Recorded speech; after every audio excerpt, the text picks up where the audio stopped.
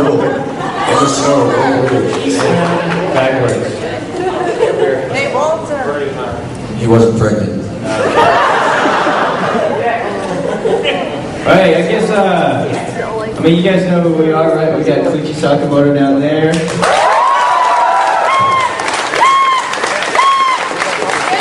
And Jason Narby, who played Skull.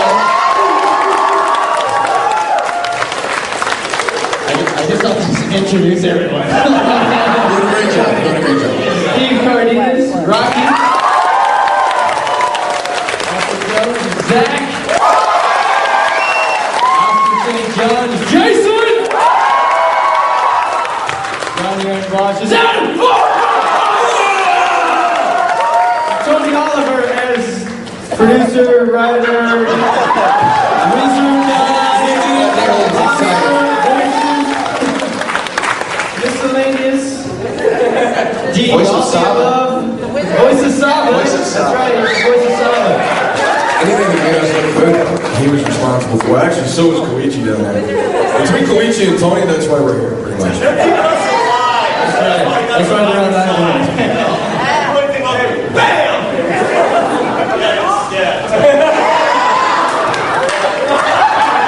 See, now we're gonna do the whole attitude change, you know, it's like, yo. So like I was saying, you know, there was what was it, Adrian? Word. Morphicon. I knew they should have done this panel this early. I guess we could probably just start off and just do some questions. We have a microphone somewhere else, right? And we can just kind of go around. You guys have questions for us, right? They're all new and fresh and we haven't heard before. Yeah? Totally original questions. All right, let's see. We're not talking about our underwear size. Let's go right over here. This guy in the water. Hi, Rangers and friends.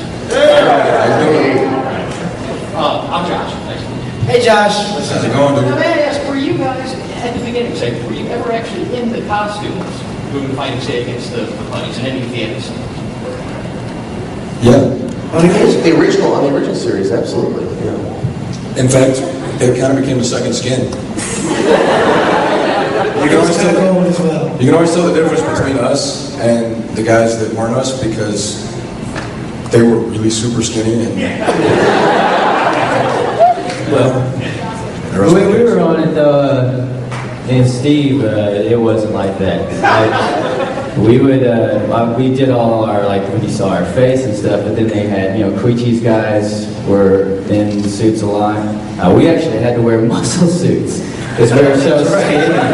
And we had to put those suits on. We had to wear muscle suits so we looked like strong. Well, no, actually, like what it was when we first came on the show, I had to wear like Jason's old suit because they didn't have a suit fit for me. Yeah, So they made these muscle suits for us that were like, you know, because these guys are so much bigger than we were. They had some muscle suits. So we had the muscle suit, then we put the suit over it. You know, so the suit. I didn't know that. That's cool. Guys from Texas are skinny. Let's get another question out there. How about start what you got there in the plan? Thank you. I was just curious, when you guys came back, when you came back for the Zero series, I mean, I know how it is when you play music and you see guys that you haven't been in a band with for a long time. Was it that same feeling of like, hey, it's good to see you, how have you been, or was it more like, so now you got to wear the black spandex? Well, after I took the Red Ranger down and stomped him a little, you know, just let him know who the boss was.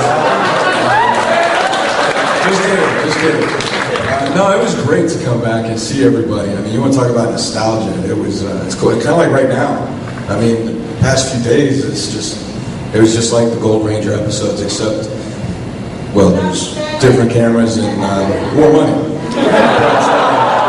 It was a lot of fun. It was great people, and it was really cool to work with people again and see a lot of friends in LA. It was good all the way around. Question? Where have I been all this time? Well, I've been doing a number of things. continuing with my acting career. I've done lots of different shows over. Most recently, I was recurring on The Shield on a show called Off Center. I was on Moesha recurring. I've done maybe 5 or 6 films and commercials. That's Oh yeah, that's okay. Buddy, what's working with Michael Chiklis was an awesome experience, and the guy is very talented and a really nice guy. He's not at all the way you see him on television. In fact, I was with him the day after he won the Golden Globe.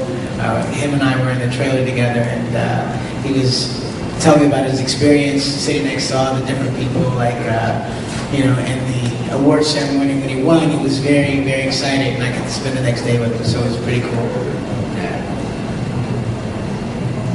Look, I can't see who you are, but I see a hand. Shoot.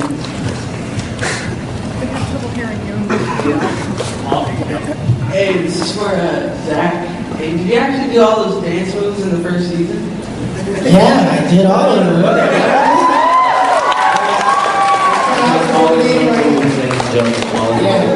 Yeah. The cool thing about the character Zach that I really loved was the fact that I was able to create my own style of martial arts, hip-hop keto. So it was cool. It was kind of a cool idea. It was awesome. And as the series progressed, in the beginning, it was like, okay, the stunt coordinator was like, okay, you're going to do this, you're going to do that, and dance a little, Eventually, it became me going, all right, I want 2 guys coming at me this way. I'm going to flip over this guy, and I'm going to do this, and then I'm going to land, I'm going to kick, do this. It became a lot of fun. It was one of the things that I enjoyed a lot about the series. Question over there in the red shirt with the black sleeves. Actually, it's a comment and a thank you. Because of Power Rangers, I actually did learn how to deal with my problems a little better than I normally would have.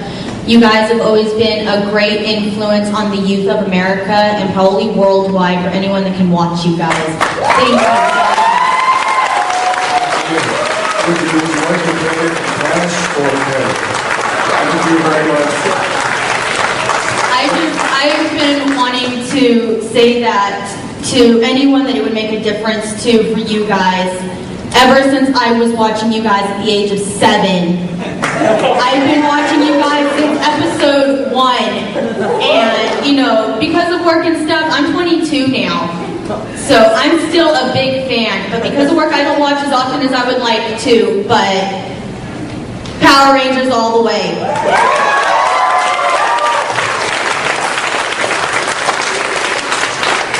Somebody's got to put out a question for the really quiet guy on the end who's trying not to have it. Coming up with all the ideas for the show. I just want to know more about that. The biggest idea and the biggest discussion we had in developing is trying to figure out how to make it not suck, basically. It's really hard when you're taking, the process basically was we took the Japanese footage that we had, we stripped everything that might look Asian or Japanese or like it was from Tokyo or something like that. We stripped all of that away, and then we would hand that to the writers, and with a story in mind, they'd write a story surrounding the footage. So the process was basically we'd cut the footage, we'd send it to the writer, we'd get a script back, and then these guys would then shoot it. And then we go back and try to fix all the problems that we created with the original script and try to make it all match later in a process called ADR, which is the same thing you do in anime, that sort of thing. So it was a kind of a group effort. I mean, there was a lot of us involved.